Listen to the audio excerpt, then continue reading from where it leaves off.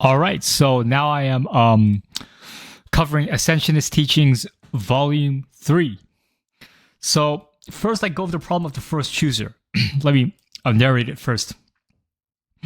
Theists often believe that God is the first mover that creates and predates everything else in existence. But assuming this creation of the universe is a choice, there is a problem. For a choice to be made, there must be a being making that choice, and that being must have a nature. E.g., a man with a brave nature chooses to fight in war, whereas a man with a cowardly nature chooses to flee. So if we assume, as many do, that God has a benevolent nature, then what causes God to have that benevolence? For if God chooses himself to be benevolent, that must mean he was already benevolent to begin with in order to make that choice. After all, only a benevolent God would make himself benevolent. But how can it be the case that God was benevolent before he caused himself to be benevolent? Obviously, this leads to an infinite regress because God cannot cause himself to be benevolent unless he was already benevolent. But this means that something else must cause God to be benevolent to begin with, and thus God would not be the first mover. Moreover, if God is not the first mover, he does not possess free will, since he does not determine his own nature. That is a big issue because a being's nature determines his actions. E.g., a Muslim God would act differently from a Christian or Hindu God. The lesson here appears to be that the impersonal principles of identity and cause and effect are superordinate to the nature and decisions of all agents who make choices. No agent can determine his own nature, and since his nature determines his choices, no agent can choose to change what he will inevitably choose. Okay, so the issue is that, well, first of all, there's the common theological issue of, if God created everything, that begs the question, what created God, right? And so the answer is sort of, they sort of just avoid so a theist would avoid the question by saying, well, God exists outside of time, or he would say that God always existed. There was never a time where God didn't exist. To conceive of the idea of God not existing and then having to be created, that would be like irrational. But this is just an assumption, because if God is the only thing that does not need to be created, like, okay, first of all, why is he the only thing that cannot be created? Second of all, perhaps another God can spawn without needing to be created. So like, why is this God the correct one, right? But another issue is, insofar as God's first choice basically creates the universe, and it basically creates the context in which morality is judged. So like, if God's first action of creation is benevolent, that means God's nature is benevolent. But what determines God's nature? Does God determine his own nature? Right? So like,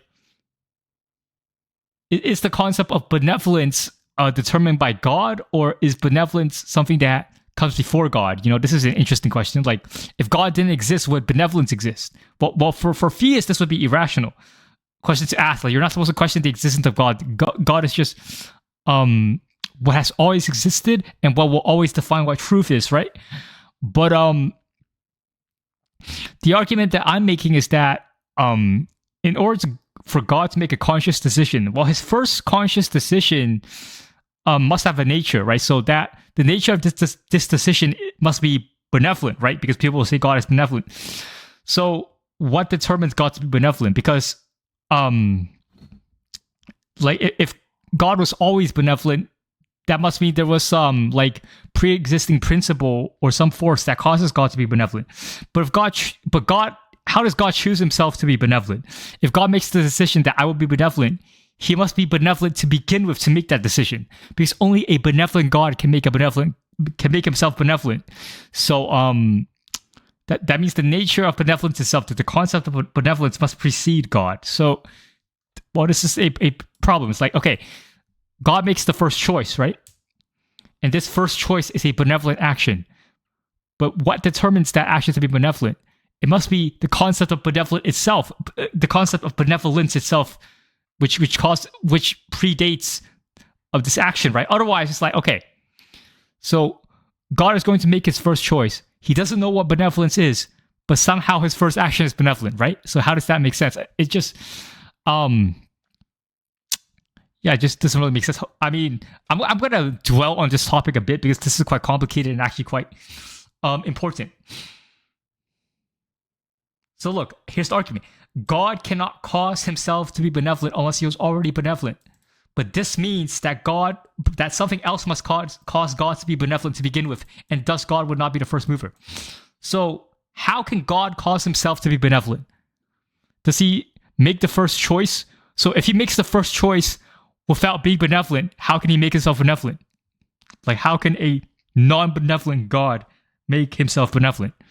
If he was benevolent to begin with, then what made him benevolent to begin with? Right? Does he make himself? How does he make himself benevolent? This is another problem. It's a bit different from what created God. It's like, what made God benevolent? It's like, okay, did he make? How does he make himself benevolent? It doesn't make sense.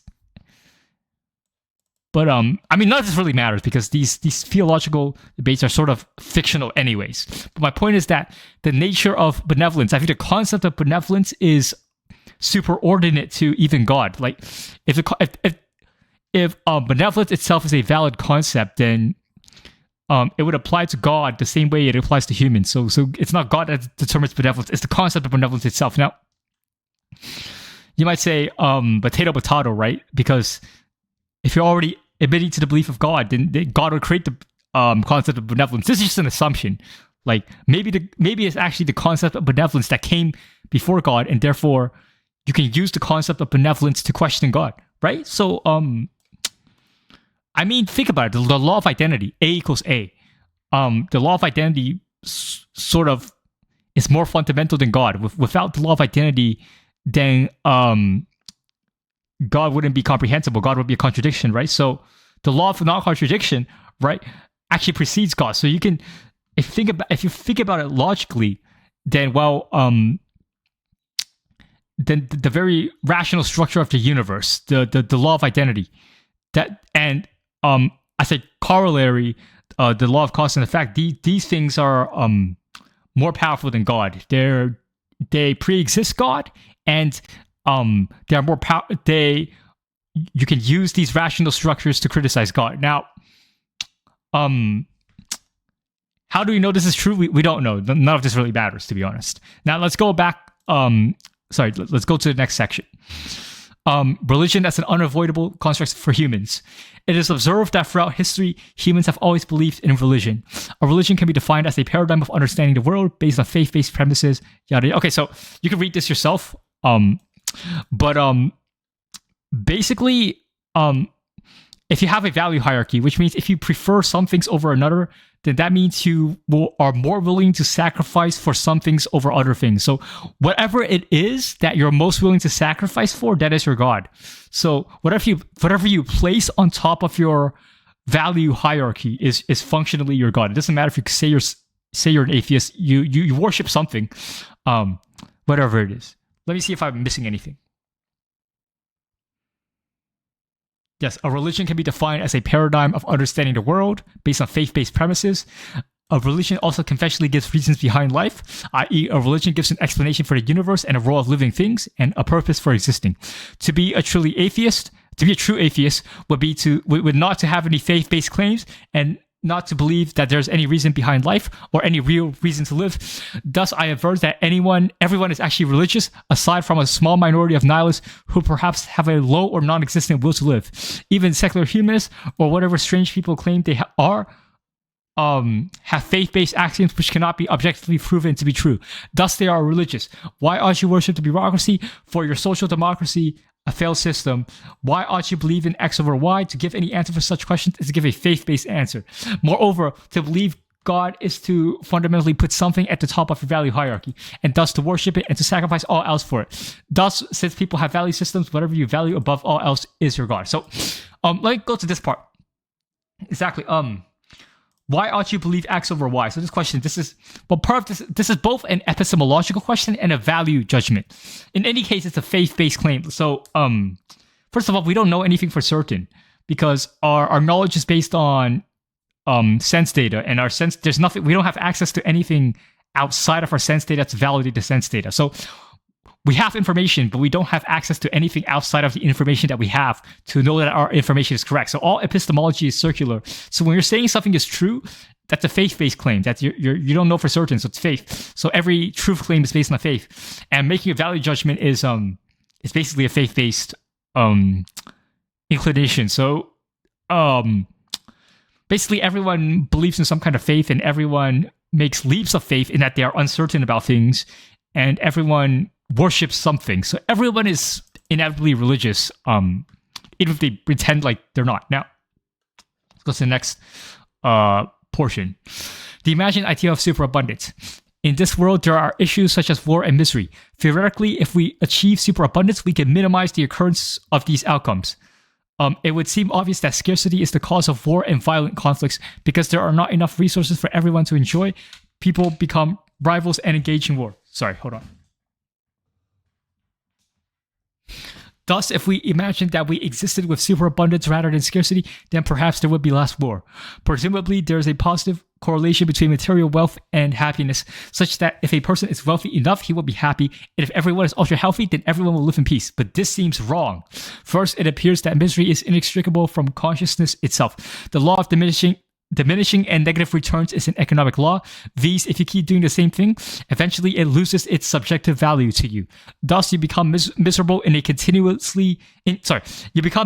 continually engaging in an activity. For example, if you eat 1 or 2 hamburgers, you might be happy, but if you eat 10 hamburgers, you become miserable. And at some point, if you eat too many hamburgers, you will end up killing yourself. To be conscious is to act. To act is to engage in purposeful behavior to cause change, but the conscious being only seeks to cause change because he finds some flaw with existence, and thus he is displeased. And this is the unavoidable fact. Misery is thus a constant, universal, inextricable, perhaps eternal aspect embedded within consciousness. Thus, perhaps even in the situation of superabundance, the stark opposite of scarcity, where everyone has whatever they want whenever they want, consciousness will still be miserable. In practical terms, it is possibly the case that no matter what, people will be miserable. Insofar as war is caused by misery, and insofar as misery is an unavoidable aspect of being conscious, perhaps war is also an unavoidable aspect of the universe. So, let me explain this. First, so superabundance is a post-scarcity world. So if you achieve superabundance, then there's no scarcity, and there's basically enough resources for everyone to consume as much as they want. And you would intuitively think that that scarcity is the cause of wars, because if there's no scarcity, then why would people fight each other, right? So you would think the reason people fight each other is to have more power, right? And to have more power so that you can access more of the limited set of resources. And I make the argument that if everyone was rich, then everyone would be happy, right? So this seems intuitive. But then I say that this is wrong, actually, because even if everyone's rich, they'll still be miserable, because I'm saying that misery is an aspect of consciousness that cannot be avoided. So, and you can understand this from the angle of the law of diminishing and negative returns. So, I give the example that, well, the law of diminishing returns is a pretty basic economic concept. You can look it up yourself. It just means that if you keep doing something, eventually it stops providing happiness to you, right? And so, to be conscious is to act. To act is to engage in purposeful behavior. This is praxeology, in the form of the Austrian economics. It's Austrian economics, which depends on the logic of praxeology of human action. So this is a praxeological claim. And so to be conscious is to want to cause change. That's basically the definition of what it means to be conscious, right? And well, to be conscious is to be aware of the inadequacies of reality and therefore to want to change reality. That I think that is what it means to be conscious, and I can't really imagine consciousness in any other way. Now, because consciousness always finds flaw with existence, then consciousness is inherently miserable, and so misery is an inescapable part of being conscious.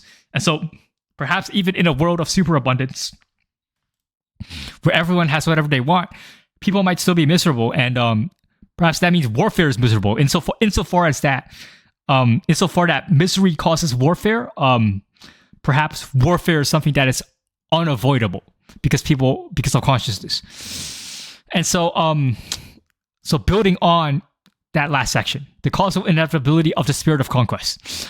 Building upon 1.2, I wish to elaborate this idea that if you bring about a utopia whereby people are always quote-unquote happy and seemingly dancing along in jubilant fashion or hugging trees together, that war will not occur and that people will be friends with each other forever. The issue is that this word happiness is an obfuscatory abstraction, which really means nothing. For there are many ways to be happy. Perhaps experiencing pain, or for dishing it out can perhaps experiencing pain for dishing it out can bring you happiness, or just I meant to say or. Perhaps experiencing pain or dishing out pain can bring you happiness. Perhaps a mundane happy or intense sport can bring you happiness. So like, there's different definitions of happiness. Like, if you ask a million people, they're gonna have a million different notions of happiness. So this concept of happiness is actually very vague. But let me be precise. Usually when people aver that happy people do not make conflicts, they mean that comfortable people do not start chaos. This is the same kind of thinking that a farmer may have about his prized golden calf that he wishes to keep forever. He will think to himself, I will fatten this cow up into morbid obesity so that it cannot flee, and so I can extract golden milk from it forever. Now I must bring back the ideas of vitality and valor, for there are undeniable, creative, vital, and even aggressive forces in the cosmos, and perhaps man can be the vessel of such uncontrollable drives for expansion and domination. Thus, the spirit of conquest emerges. Perhaps the spirit of conquest is not merely something to be understood biologically and psychologically. Indeed, it can be understood in those terms. Indeed, men have the primitive drive to go out and conquer and fight against the inertia of a mediocre, comfortable life. Indeed, man laments the atrophying spirit and body in such a recessive state, weakened by decadence and mere consumption. But there is the intuition that there is a causal principle or set thereof which predate and overpower the will of mankind. And what I am thinking of are causal factors which are metaphysically inevitable and uncontestable. And however it is understood or not, these forces drive the motion, the expansion, the manifest destiny, if you will, of vital drives and energy. At first, it may appear that a man is comfortable by consumer goods and all sorts of entertainment, so he sits on his couch and he is happy with his so-called life, or more accurately, he's comforted by what? By what purpose? He is mediocre, he is lackluster, he is impotent, sterile, he is like a rodent in the sewage system. And so what? He is comforted by his mediocrity via more mediocrity. And how long will this monotonous drudge of nihilistic leisure go on for before leisure becomes labor? Eventually, it must be realized that happiness is just an inverted form of misery. And once again, happiness leads to misery, as it inevitably does. Warfare becomes not a distant relic of a barbaric past, but a necessity. Indeed, this necessity seems primitive, but perhaps it is primordial and axiomatic in some metaphysical way that cannot be comprehended, much less described in words. Okay, so let me break this down. So basically, happiness is a vague term that means nothing. But usually, when a lot of times when people talk about happiness, they just mean comfortableness. They just mean if you're happy, you're comfortable, which means you're satiated, you're well-fed, you're entertained, you're participating in bread and circus. And so basically, this kind of thinking is like a sterilization technique, that if you castrate man and you make men become weak, you make men become sterile, you make men become mediocre and no longer want to achieve greatness. You basically make men become losers and be happy with the fact that they are losers. That's happiness. And this is delusional. This is the kind of thinking an authoritarian regime would want, right? They want their men to be docile and unable to revolt against mediocrity. And so what I'm saying is that this sort of mediocrity, this sort of comfort, the principle of comfort as being the meaning of life, this is just a delusion. It's a delusion, because eventually the desire of man to engage in warfare, the desire of man to be creative and to expand and to conquer the world, the aggressive and vital urges of man will eventually present itself. So you cannot pacify man. You cannot trick man with comfort and food and bread and circus forever, right? Eventually man will revolt against any conditions that you try to restrict it by. It's just like if you put a lion in a cage, right? A lion will want to break out of the cage. Now, lions might, eventually maybe have a feeling of learned helplessness where they realize that they can't get out of the cage. But I don't think man is the same as, maybe man is the same as most animals, in that if you put them in a cage for long enough, they'll lose the will to live, and they'll basically just become like desolate and like despondent, right? They'll just become depressed and weak, maybe. But like, I'm making the claim that man cannot be comfortable for very long, and that the illusion of comfort and this idea that society can remain mediocre and comfortable forever, and that just basic materialistic hedonism can satiate man. I think this is false, and I think the inevitable outcome of this materialistic comfort is warfare. Eventually, man will break out into perhaps a desire for conquest, almost like anger. It's not quite like anger. It's like it's an aggressive, primitive desire, something like the will to power. I call it here what the inevitable spirit of conquest. I think the spirit of conquest is an axiomatic principle of the universe that man is the vessel of. So the desire to conquer things, the desire to create war, the desire for violence, I think this is something that cannot be avoided in humanity, and it will eventually rear its violent head.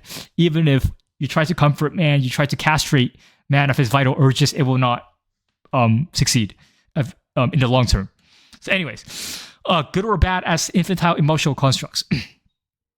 It must be understood to say something is good or bad, right or wrong, are assertions which are based on emotions, and there is no distinction of whether you are making a moral claim or expression of your preferences. After all, moral claims are preferences, nothing more, nothing less. Hold on.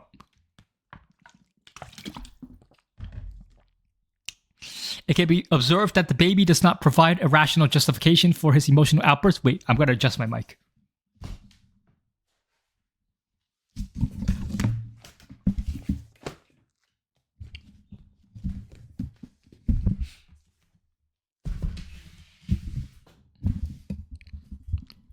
Check. Okay, it seems good. It can be observed that the baby does not provide a rational justification for his emotional outbursts. And what of it? We do not think of babies as sophisticated moral philosophers who are producing brilliant proofs of their normative claims. Nonetheless, the cries of a baby are the nascent form of what we call morality or ethics. Observe that the baby, when it cries, often causes the scarce attention of the parent to be allocated towards the baby. Indeed, the failure of parents to do so often leads to the death or illness or misery of the baby. Thus, human morality fundamentally is about the question of how we ought economize attention, what we should focus on, and then what we ought do with that object of focus, what action should we pursue with that object of focus. It can be said that morality is inherently both a parental and childish concept, because the parent intending to the cries of the baby and thus taking care of the baby is essentially worshiping the well-being of this baby, because the parent is sacrificing the ability to experience all other experiences she could be having and instead tending to the baby. Thus, from the adult's perspective, morality is about sacrifice, but from the baby's perspective, morality is about demands. The baby demands some kind of comfort or attention that it is currently lacking, thus the mother or father comes to rescue. And it can be observed that the baby's demands always takes precedence. Indeed, a powerful adult will put the important activities of his life on pause to cater to the baby's demands, ultimately making such sacrifices for the sake of the baby occurs because the adult values the baby more than that which he is sacrificing. And his value judgment of the baby's value vis-a-vis other things is determined by emotional attachment. The point I'm making is that morality is entirely based on emotional attachment, i.e. morals are emotional constructs. Morality can be understood in terms of sacrificing demands. And if not, morality makes demands about the universe, mother, nature, father, time. I cry out to you, please be my favorite. An adult morality makes sacrifices for the purpose of protecting or improving its... Sorry. Is of emotion. An adult morality makes sacrifices for the purpose of protecting or improving. Is of emotional value.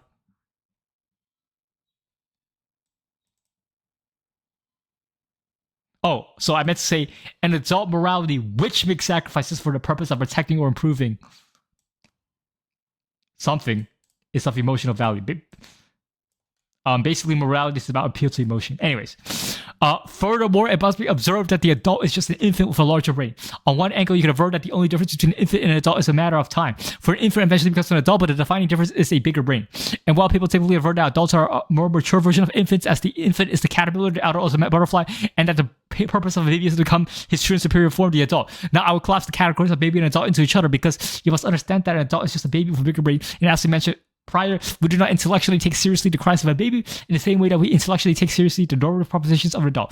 These, when an adult gives an argument for his moral thesis, we might pay attention and consider his reasoning. But when a baby cries and receives the message that I am weak and therefore you ought attend to me and chase my experience of reality, we do not think that this is a valid argument for why we ought to do that. We nonetheless do it because of an emotional attachment to the baby. But just as the baby makes demands to the adult, or at least responds negatively to the environment and thus produces an emotional reaction, the adult makes demands to the universe, or at least responds negatively to the environment and produces an emotional reaction. Indeed, what I'm asserting is that there is no essential difference between the pattern of behavior between human baby and baby. I meant adult baby. The only difference is the mode of action. Actually, hold on, let me edit this.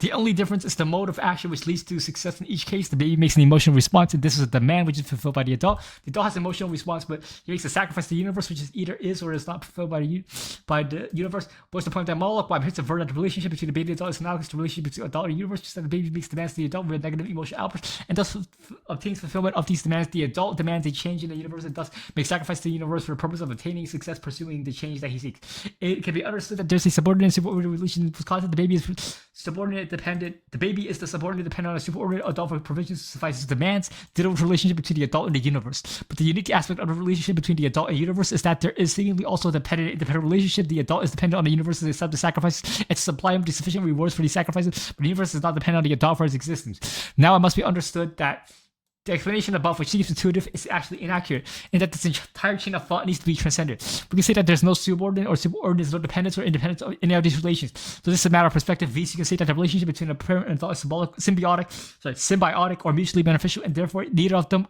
are above or under the other. And likewise, you can avert that because there's no separation between the adult and the universe. There's no dependent or independent when amongst the relationship between the adult and the universe. But more accurately, it must be observed that the existence is never separate from itself, and thus there's no objective relationship between the adult and the universe, even though it may be useful to think of it that way. What exists is what exists in the universe exists, and I'm concerned with what is real at the cosmic or universal scale, and I'm concerned with what is ultimately necessary or metaphysically inevitable. And I ask the question, is the universe headed for ascent, stagnation, or descent? The very idea that there's any separation within the universe, the very idea that there are different entities within the universe, indeed it may be useful to think in such terms, but reality is one universe and the principle of causality of inevitable consequences which governs this universe. Thus, I urge the Ascensionists not be reduced to mere dialectical relationships like master slave or parent to child or adult in universe or teaching in school, etc. Ascend and transcend beyond all contingent categories and relationships. After all, only the inevitable and necessary actually exists. Okay. So I'm gonna briefly, but I would recommend you that you read all of these sections yourself. But I'm gonna kind of give a breakdown of this. So here I say that morality is basically emotional. It's basically entirely based on, it's basically emotional preferences. That's what morality is. So babies do not rationally justify their emotional outbursts, and emotional outbursts are like the prototype of moral arguments. They're emotional outbursts. I mean, that's what moral arguments ultimately are. They're expressions of emotional preference. And we do not think of babies as, very rational thinkers with, amazing ideas, right?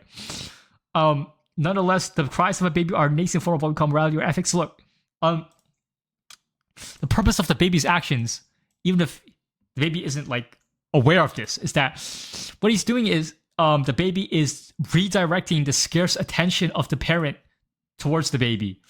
And so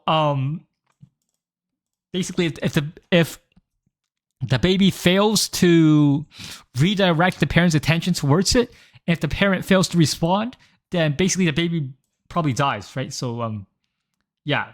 And so that's why babies are evolved to cry, because they need to get the attention of the adult.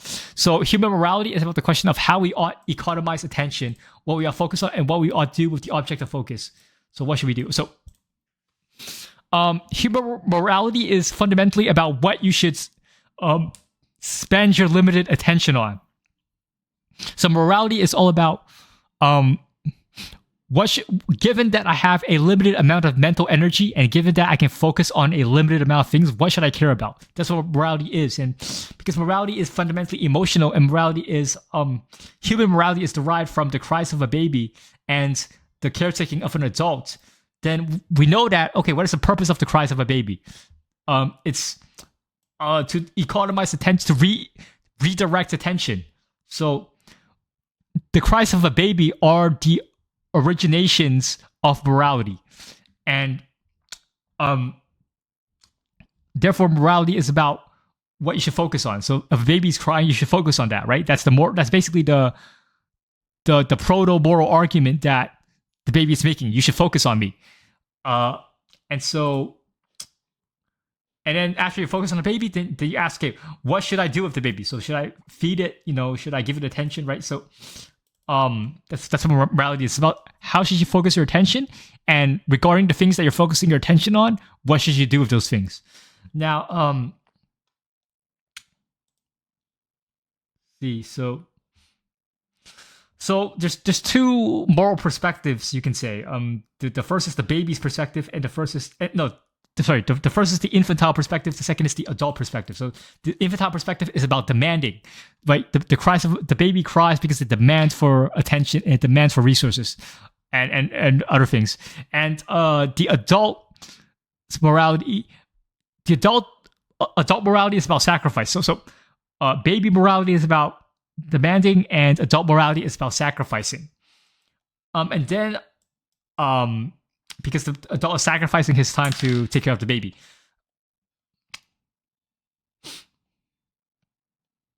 And then I point out that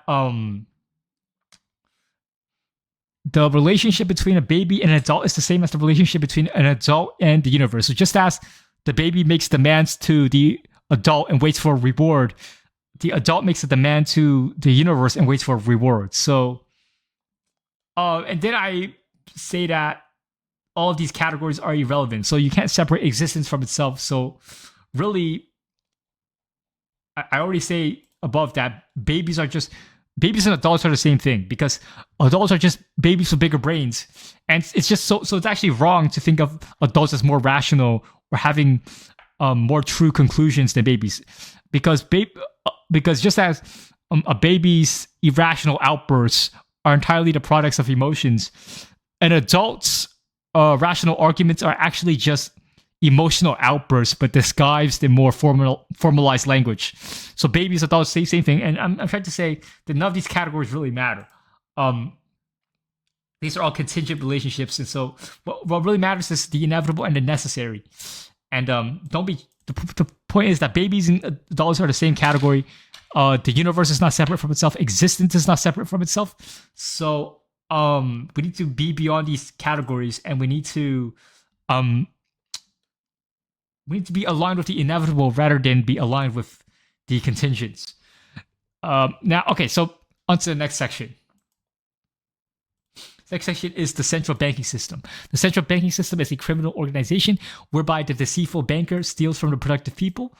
And so, okay, there's not that much left.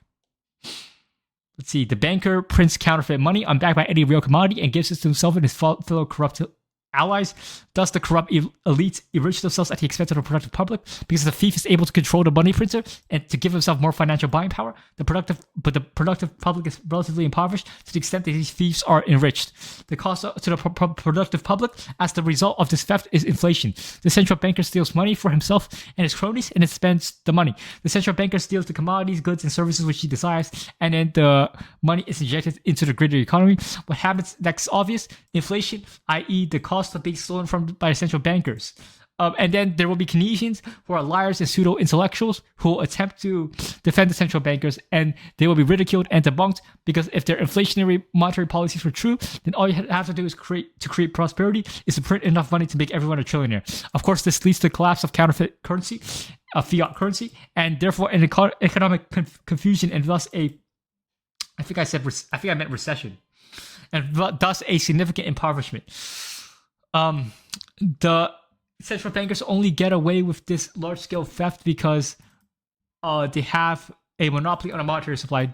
This is ultimately based on the ability to enact violence against anyone who attempts to compete with the monetary monopoly on top. Okay, so basically, I'm saying that the central banking system, in having a monopoly on a money supply, of the fiat money supply, they're basically thieves. So the Federal Reserve and all these central banking systems, they're thieves, because they print money and then they give it to themselves. And then when they print this money, they spend it.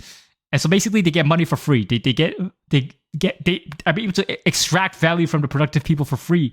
And the productive people pay this cost in the form of inflation. So that's basically how central banking works. You can look this up for yourself. I recommend looking up the Austrian school critiques of fiduciary media of fractional reserve banking. So if you look up fractional reserve banking, or if you look up Austrian economics fractional reserve banking, you're going to critique of the central banking system. But I'm just giving an explanation here that you can read yourself. So anyways, next is the Ascensionist constitution. Death over mediocrity, magnificence over mediocrity. There is no Ascensionist constitution. Valor, veracity, vitality, victory, virility, value, virtue. These principles are interrelated and of axiomatic importance. What is possible is something. What is impossible is nothing. Okay, so next on the fate of man. The fate of man is determined by causal forces that nobody, as of now, can fully comprehend. No will is free to determine its own fate. The unavoidableness of misery for conscious beings. Although I wrote this already, I must emphasize it. Okay, so I already covered this. Yeah, I covered this before. The purpose of life. The purpose of life is to pursue ascension. The proper pathway upwards is to transcend all categories and distinctions. In other words, I am not concerned with. In other words, I am concerned with up or down, not good or bad, or right or wrong. Thus, I prefer to elevate, not stagnate or descend. Okay, so I recommend reading all this yourself. I'm just covering it briefly. So let me see if there's anything that might be confused. The problem of first truth is just a theological issue. Like, if you have specific questions about it, you can ask me. But it is quite confusing. I mean, even for myself, because, I mean, how does a benevolent God choose to be benevolent, right? If God was not benevolent before he chose to be benevolent, how does he become benevolent? I think the principle of benevolence has to exist before God can himself become benevolent. Otherwise, if God, like, arbitrarily gives himself a nature and we just call that benevolent, like, why is God right? You know, it's just... I don't know. It's just very confusing. The theology is very confusing. Let's see. So religion, yada yada.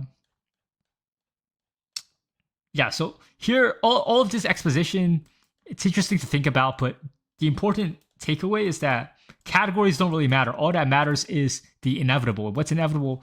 What should be considered inevitable is ascension. It's an elevation. It's to pursue more magnificence. It's to go up the value hierarchy. So it's about. So up or down is the only real dichotomy that matters. And yes, it's sort of a